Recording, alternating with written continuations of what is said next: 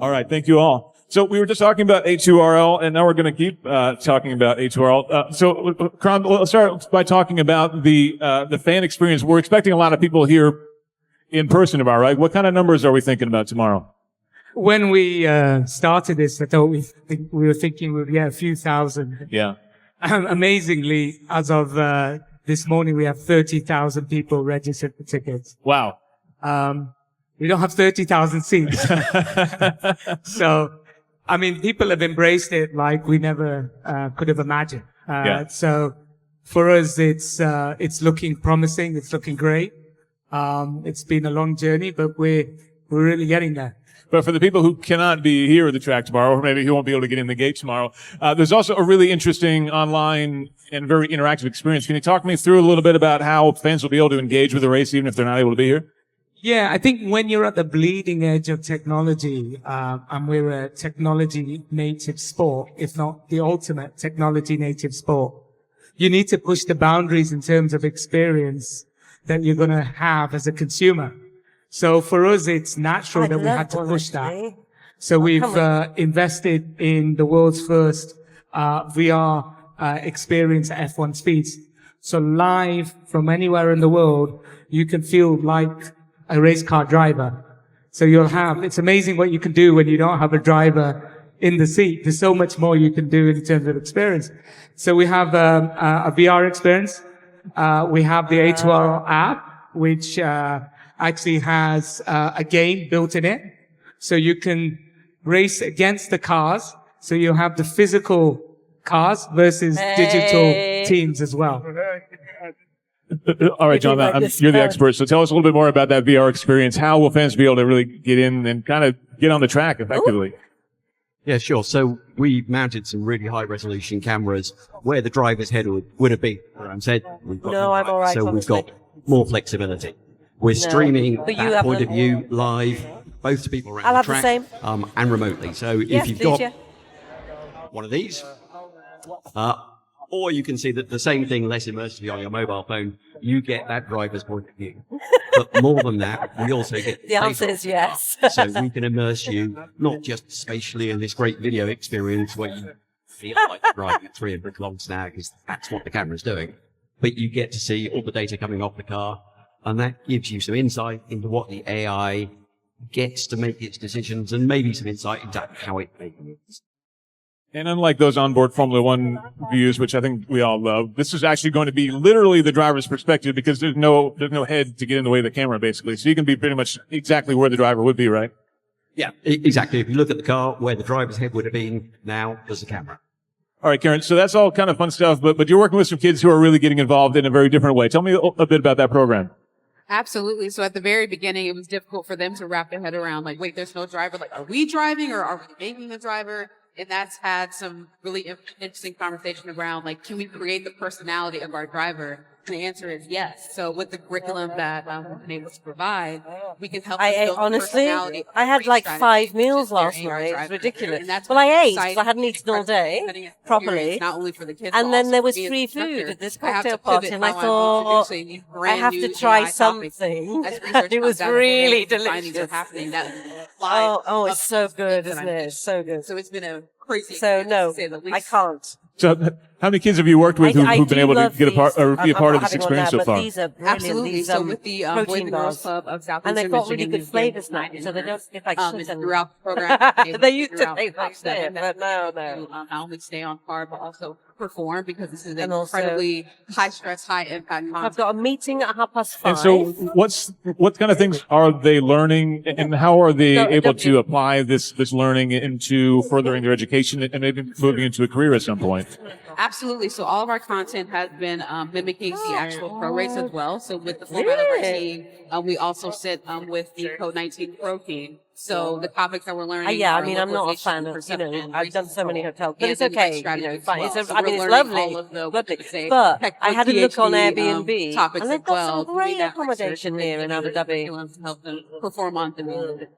Yeah. You've heard the cars going around. Okay. Code 19, I think, is in Really? fourth place right now based on the qualification Well, I know results. now. If I If I got come here, my actually, math right. So accommodation is not they're expensive. one of the leading teams this weekend competing. They'll be competing tomorrow if all goes well. Thank So you it's pretty very exciting. much. It's got to be really exciting for a kid to be a part of this new What do you global want, motorsport Khurram? phenomenon and to be developing a car that can do basically the same thing that they're seeing on track, right? It's incredibly exciting. I don't think No, I they didn't wrap know. their head around like we I are usually the have only sweetness. US team here and like what it actually means to be making history while we're here. So I'm excited for them to perform tomorrow as well. Oh my God! And so, they're Khurram, enormous. obviously, the whole STEM aspect of this is hugely important, right? Yeah. I mean, getting people involved, getting It's kids true. involved, and Packaging gamification is is a really great driving way to me mad. connect with that generation, isn't it? Well, I think it's Thank you. critical in terms of, we need to think of education in completely different Willkommen. terms. What we found was Dankeschön. that when the kids were coding on Bitteschön. the simulator, the How many performance languages was do a you speak? certain level. As Oh, soon as they saw the speak car English. and started working with the car on a track, the performance Sometimes has gone through the Arabic, roof. English. And that's really about them understanding and Spanglish. working in AI in completely Franglish. different ways. Karen's team, but all the teams of Abu Dhabi have really, were really surprised us, really. I think the critical part for them has been really working together and working as teams to help each other to build a code. What we're actually doing is opening a door for a new generation into sports. People who never would imagine being a racing driver now can be. And that's a global thing, right? So part of what we're doing and the strength programs we'll do going forward, and why in the first year we brought I need to just check Code with 19 Barbara while she's and there. Boys and Girls Club on me board just check with was her because we about- wanted to test how it would work and how we can do that at a global scale with an online experience in terms of learning. And so once we combine that with in class and online, we have an opportunity to bring more and more kids into the field of AI and sport. And Jonathan, in terms I'm of the next gonna generation email you of consumption, officially. Younger generations are consuming the sports in a feed very different or way what. than I'll older do that generations. now. I remember okay? getting up at 4 a.m. to watch Formula One races from New York. Now they're streamed live and I get 50 okay. different Who views else? and I can time shift it and do whatever I want to. And soon probably Yeah, I'll be able to okay, I'll do go a back VR then. view of that as well. How are you kind of keeping ahead of these trends and really helping to engage with the new generation of Okay. sport consumers and bring a new generation of delivery to them? Yeah, so I think the next generation has a different expectation. Before running a VR Oh my God! company, It seems like a lifetime ago. we've seen an entire generation come through who are used to interaction rather than Here we go. than the Hello, experience of Nadira. watching. They want It's so nice to to meet be you. though. engaged. It's so much. So it's so I think much these nicer, new isn't technologies 'Cause give on the- that next when you're in generation the a chance stress, not just to you can't consume, have a- you can't but have to a also interact. conversation And with through anyone. that, they learn as well.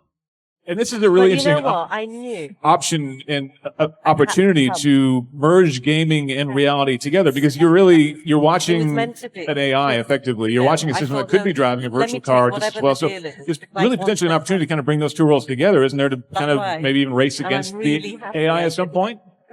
Yeah, I mean, I think not wishing to look at what the A2RL roadmap might look like, but yeah, the idea of being able to take a physical car, a human-driven car, an AI-driven car, Here we go. and then So I'll get reply- here's Yeah, the is right that the AI, right- which drives a simulation, and bring those all together in the same virtual environment so you can see Let me just is reply my all. homegrown AI, which I've written, competing well against a human, or an AI which is running in a human car. Bringing those all No. absolute gospel, and then using something like VR to visualize it. Okay. Yeah, that then What's her address? Trump, I love racing gaming. It's really cool, but there's something special about seeing these cars actually in motion, isn't there?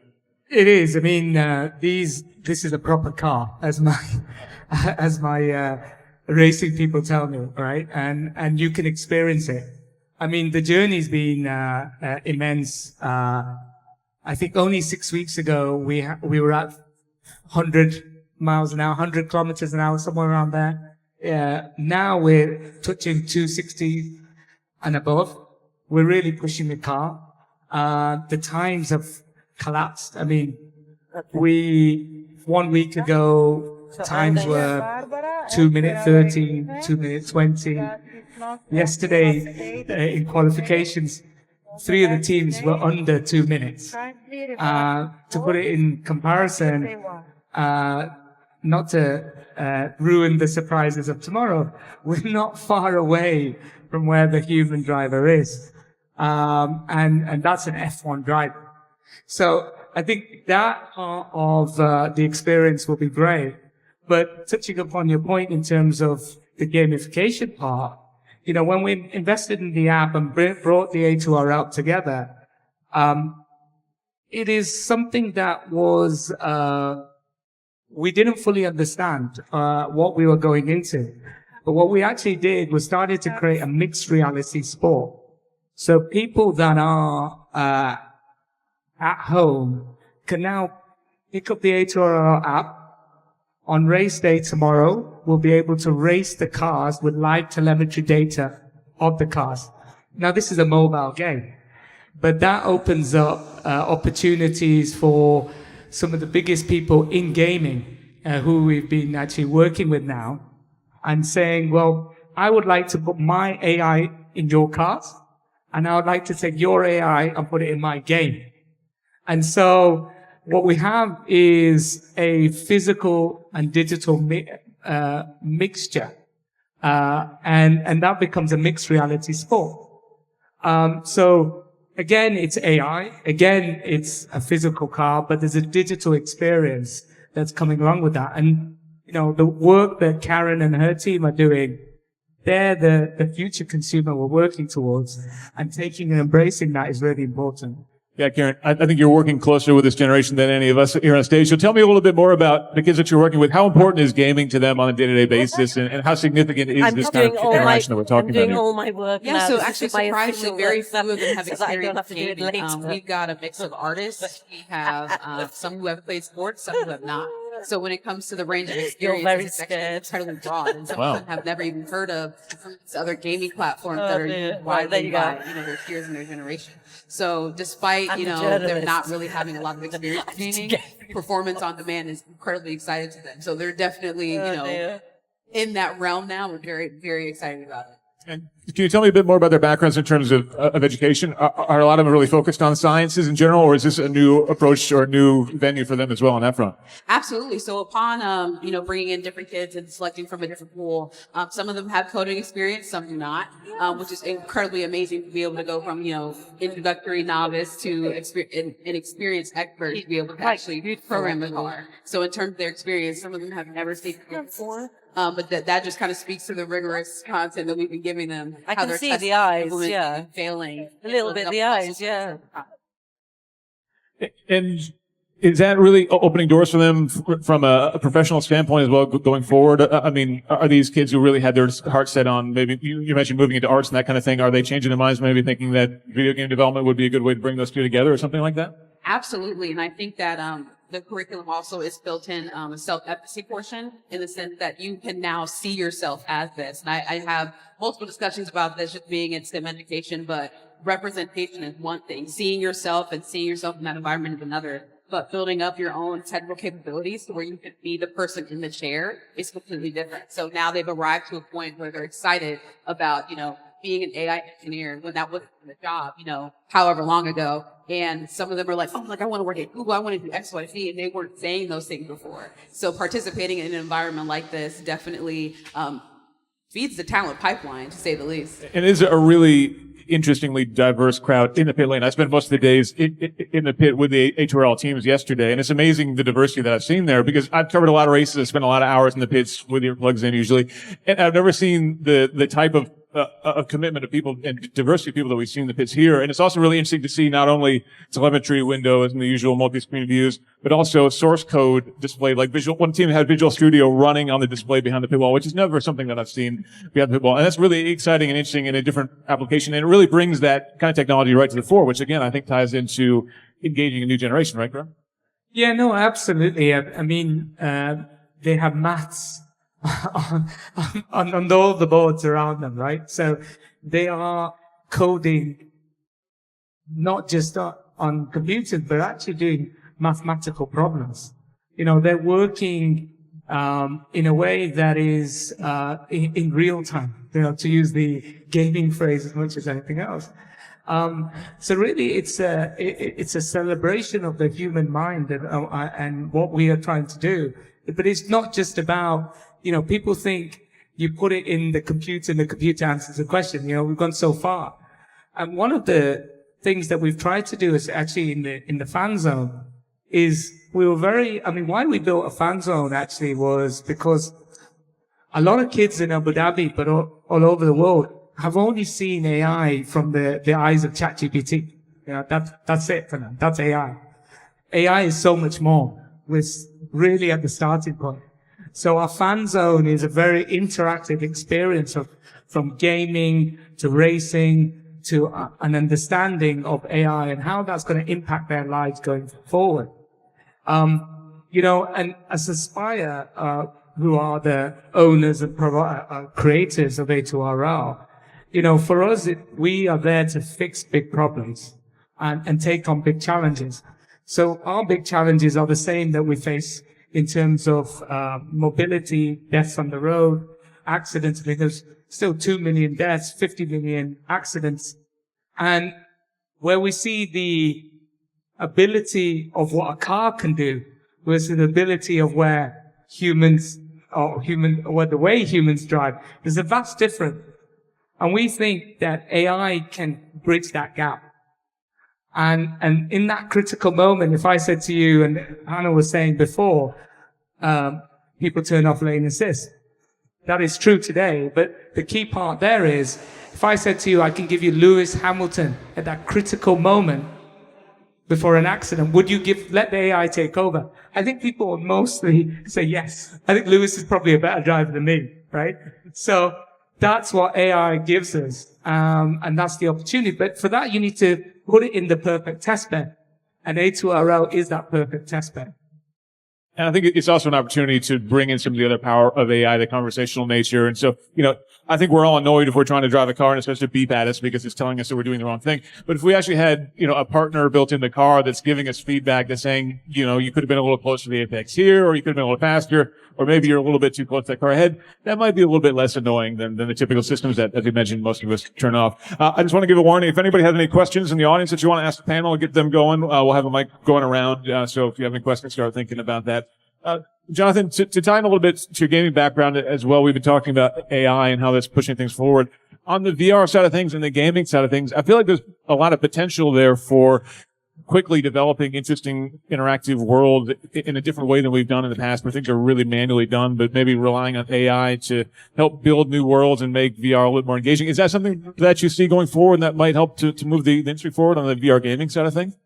Yeah, I think we're in the early days of actually using AI to start to create interactive experiences.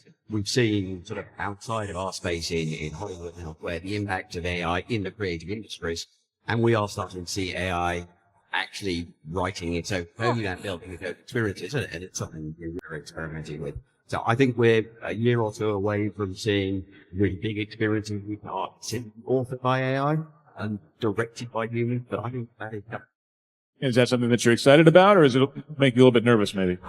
Yeah, I think AI is a tool. Like anything, looking back through history, it allows us to get stuff done faster. And when it comes to the creative space, it allows us to take these great creative ideas we have, which sometimes take years to bring to pass.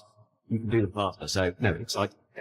Yeah, I think that's been one of the most interesting aspects of gaming has been really the rise of indie developers and success, a lot of them, and having, these huge blockbuster games, and you watch the credits and there's 2 or 3 people on there. So the idea that they could have, an entire staff, effectively, a level of designers at their behest, I think is pretty exciting to see what individuals can do. Do we have any questions for my esteemed panel here from the audience? Anybody who wants to know anything, from my panel? Raise your hand. Everybody's being shy. All right, I'll keep asking the questions. If you think of anything, raise your hand. So we talked about how the lab times are coming down, how that surprised all of us, surprised me too. And it was really interesting, especially just to go from pre-qualifying to qualifying. The times dropped pretty significantly. So clearly the teams are keeping a little bit in their back pocket. Tell me a little bit about how that evolution is going forward and, how teams can really push the bar higher as they move into the more intense stages of competition going into tomorrow's, actual competition. Well, we have to remember that the cars are going around the racetrack. every lap they do, we are collecting 15 terabytes of data. How many terabytes? 15 terabytes. That's a lot of data. Every single lap. Yeah. They have each a simulator No, I know. working There's 24/7, That's working scary. out the right trajectories, braking Scary, points, no. and so forth, I've been watching them from the to work hotel. out how Been to do the watching them last fastest yesterday. lap. It's amazing. And they're plugging in the data that they're doing in the I physical sat there world yesterday having a into drink, the digital and they were world. like, oh, wow. And so when we started the journey, I think the Yeah. point the panel made earlier was they're we lucky, expect, There's no you know, one the there. human to set the benchmark. They're You know, we very were just loud. talking behind the scenes to Dr. Quite Nadra, loud. and we said, you know, give it 6 months, we will see bloody incredible. the AI will catch up. She said, no, I know it is. 4 to 5 months, right? So I think the point is, gonna do the you know, that we're there. really at And this is the gonna starting point of this. There is so much Without being the application, problem. not just in industry, but in gaming. I think Jonathan can explain better, but we put the VR system on and the experience on the F1 drivers. And what they came back was, you know what, this is a great learning tool. Because what actually in this experience, I can understand what my fellow performer, my fellow driver is actually, what his braking points are. Can I explain a bit better? Yeah, I think initially when we started putting heavy cameras on the car, we had a bit of pushback from the team going, why do we want this? And now we're a few days away or a few hours away from the actual race. We're seeing the opposite. We're seeing, can we get the camera working? Our camera's not working. It's giving them so much insight. So it's a new tool for them to learn more about how their code works, how their cars work.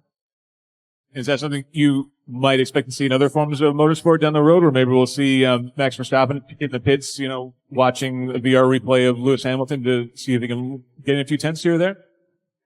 It wouldn't surprise me. We've certainly seen F1 teams do crazier things than that. Any questions yet? Everybody's going to stay shy. That's just fine. So in terms of the competition, you know, what are the kids most excited about? You know, are they watching Formula One? Are they watching motorsports at all? Or is this totally new to them? So motorsports is completely new to all of them. All of them, we did okay. watch a couple of F1 races just kind of as an introduction, like, hey, this is something else that's happening in the world. So that was actually really cool to introduce to them. But they are most excited about winning. My team is most excited about winning. They have number one in their sights and on their minds. And it doesn't help, you know, that I'm there saying one is the only option. So absolutely good focus. I'm surprised not even with Drive to Survive blowing up on Netflix, that still hasn't registered with them at all? Not at all, actually. I mean, I'm more interested in it than they are, so I give them updates on what's been happening, like, you know, from year to year, but it's like, yeah, but we're making history now, so that's where our focus is right now. Yeah. Khurram, I think that raised another question for me. You know, F1 has seen this massive explosion in interest lately, largely because of Drive to Survive, because suddenly everyone is really involved in all this stuff going on behind the scenes. Can we bring that kind of intrigue to A2RL, where we've got now engineers yelling at each other in the pit wall and swearing about pushing bad code to the car Friday afternoon, that kind of thing? I think there's two elements, really. I think the first element is with a more engaging experience, you bring in a completely different type of person into this, right? We're not just for the motorsport people. We're not just for the coders. As you mentioned, there's kids that are coming from art and all different types of areas into this sport and embracing that. Of course, computer science, AI is at the core of that. But I think the more interesting thing around this is the fact that when you take the driver out of the car and the experience is enhanced, you actually have an ability to go global. And that global element is Jonathan's headset that we put together can be experienced by not people just in, all you need is a very good internet connection. So that opens it up for the developing world. Our next element of STEM, not to give things away, but is actually, we will go into, different vehicle formats. And in those different vehicle formats, we will start by learning how to build, how to, learn, and then how to code. And that coding would be done online from all over the world. and we bring that talent to the UAE. That's no different from motorsport. You know, F2, F3, go-karting. It's the way to get to the F1. And so we're using the same model, but in the coding space. So we want to embrace that. We want to bring in people from all over the place. So tomorrow there'll be some announcements of our next racing in different formats, which is very exciting.